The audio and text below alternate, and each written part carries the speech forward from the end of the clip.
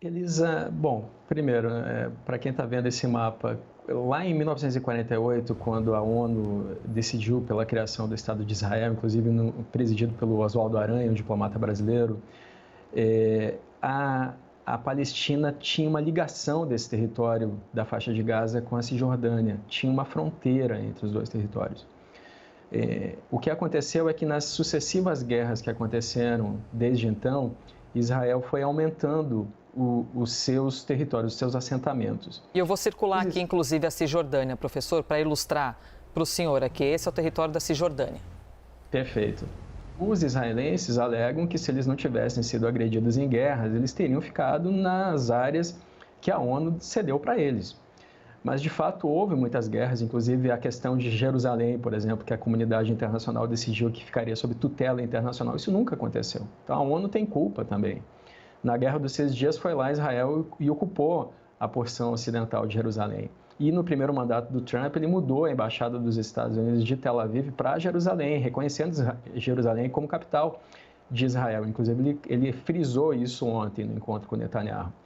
Então, por 5 vezes, Israel fez propostas para a Palestina de criação, de solução de 2 estados, e por 5 vezes foram recusadas essas propostas.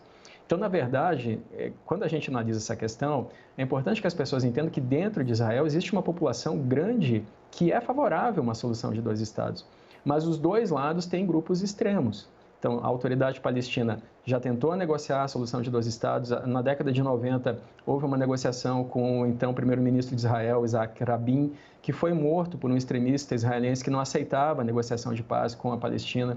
É um ano depois que o Netanyahu surge na cena política, em 96, e a bandeira dele sempre foi não trocar terras por segurança.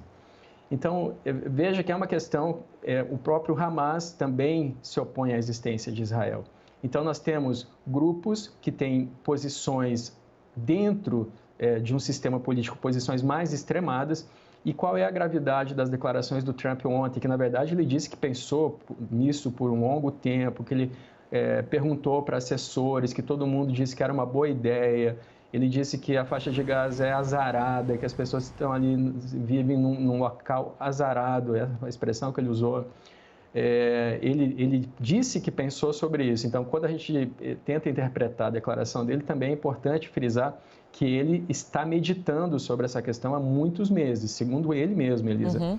Então, veja só como são as coisas. Quando vem um Estado que é mediador de muitos desses conflitos, que são os Estados Unidos, e projeta essa mesma ideia de que não pode haver uma solução de 2 estados.